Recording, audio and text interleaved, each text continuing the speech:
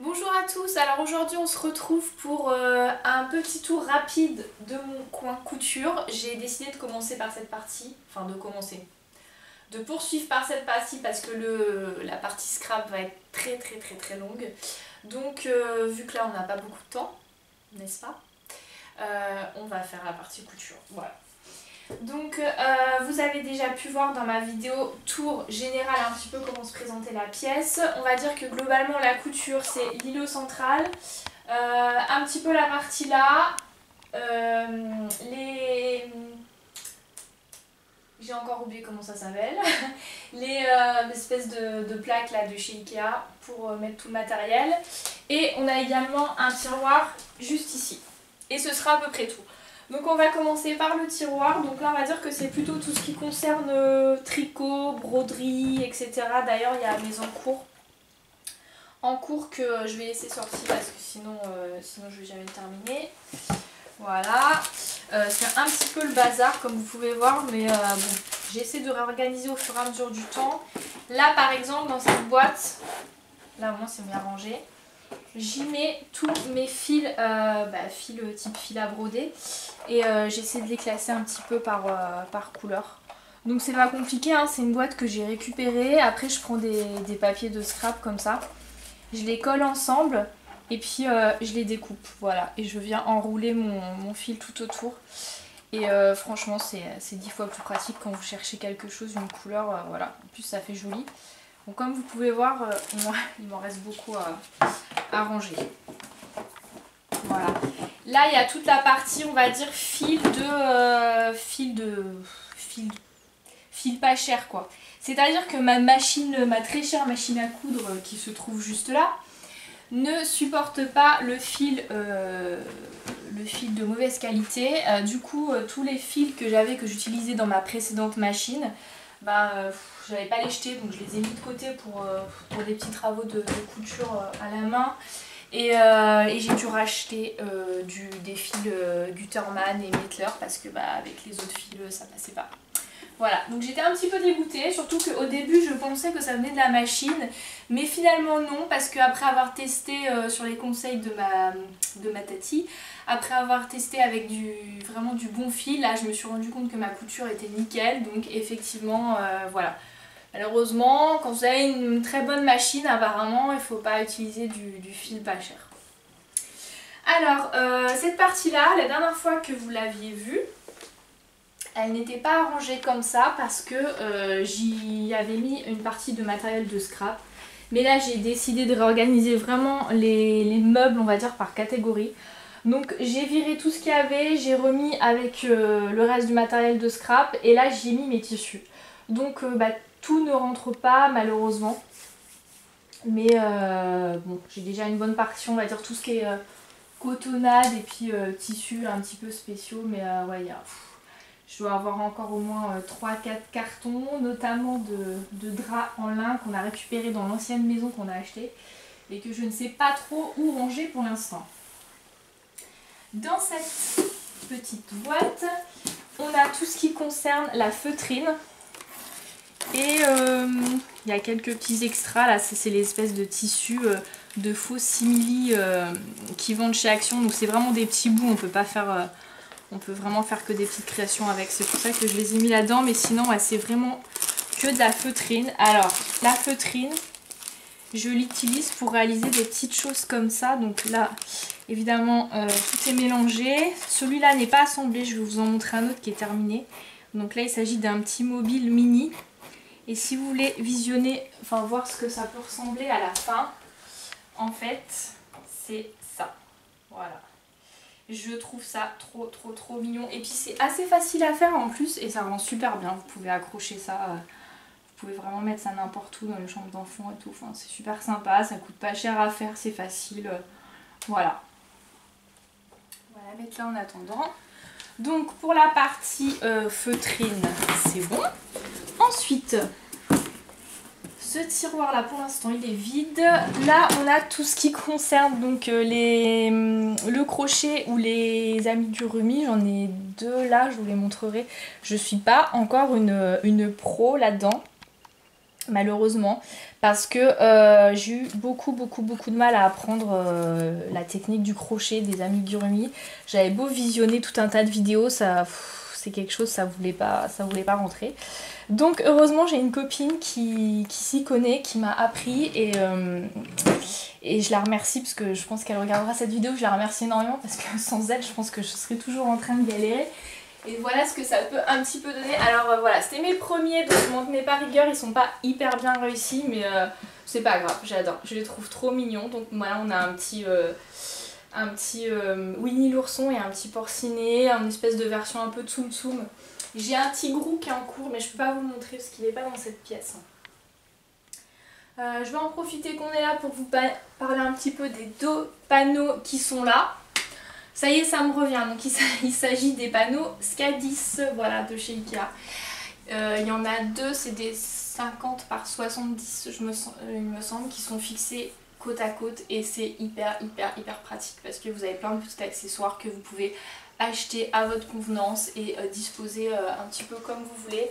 Donc là j'ai mis mes cônes de fil, cônes que du coup j'utilise plus trop parce que à la base, bon, entre autres que je les ai achetés pour ma surjeteuse, je les ai achetés surtout pour coudre parce que ça revenait beaucoup moins cher d'utiliser des cônes comme ça de surjeteuse que d'acheter des petites bobines de fil. Mais malheureusement c'est pas du fil d'assez bonne qualité donc ça ne passe pas avec ma PAF.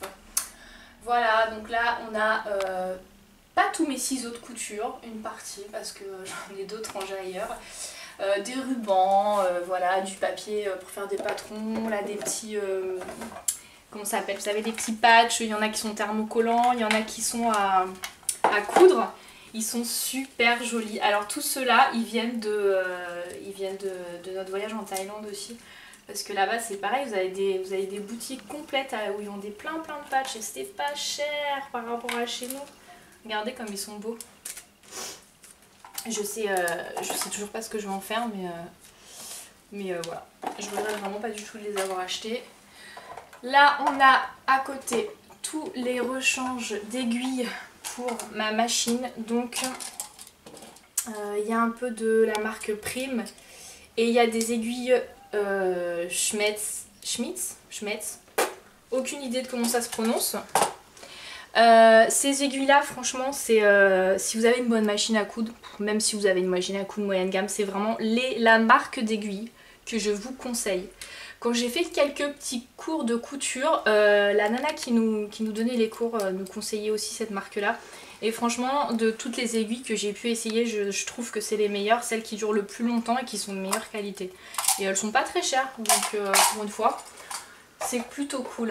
Là on a toutes mes petites canettes métal mais ma machine elle prend plutôt des canettes plastiques comme ça donc j'ose plus trop les utiliser. Pourtant j'aimais bien donc j'ai un peu peur, elle est un petit peu sensible cette machine, un petit peu capricieuse même si je l'adore. Voilà, donc mes zips, je vous en avais parlé la dernière fois, tout n'est pas encore là. Du papier à patron, il y a 2 règles de couture, mes feutres. Pour quand je trace les patrons, alors moi je m'embête pas trop, soit effectivement je fais avec une craie de tailleur ou soit je prends des feutres, voilà là c'est des big kits parce que tout simplement une fois que vous lavez le tissu ça s'en va, ça part à la machine donc c'est pratique, ça tient bien. Là c'est la pochette à bazar, il y a des zips, des rubans, enfin tout un tas de trucs qui va pas ailleurs.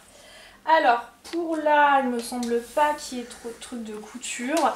Alors on va passer au petit tiroir. Donc pour rappel, si vous n'avez pas vu ma précédente vidéo, donc ça il s'agit d'un meuble d'une bibliothèque Billy de chez Ikea.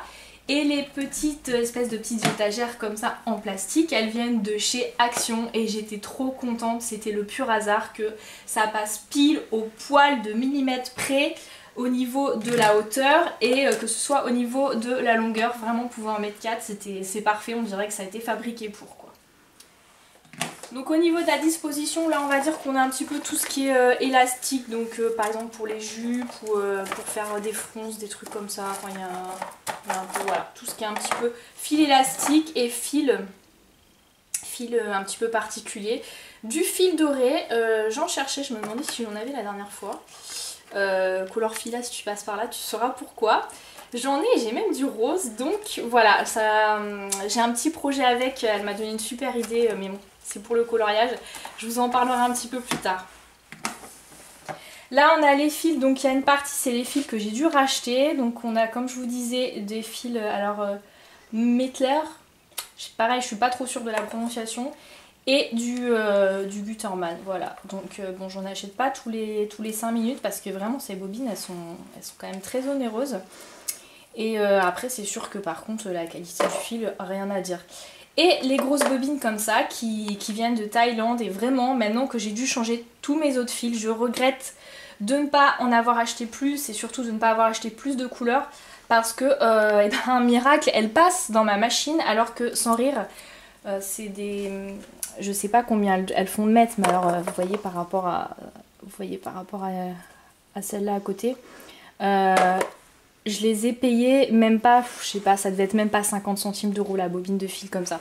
Ça vaut genre 2,50 €, un truc comme ça, ou même 4 € les Gutermann, je sais plus, enfin c'est affreux le prix. Donc là on a des vieilles bobines que j'ai récupérées au tout début où j'ai fait de la couture. J'avais acheté une espèce de petit meuble à couture, là vous savez que vous dépliez là, et qui était rempli, j'avais payé ça 15 € sur le Bon Coin, j'étais trop contente. Donc j'ai pas tout gardé ce qu'il y avait dedans, mais une partie, et puis je sais pas si le fil il est vraiment bien, mais par contre les bobines elles sont super belles en bois comme ça, donc bah voilà, je garde tout. Alors là on a les pieds de ma machine à coudre.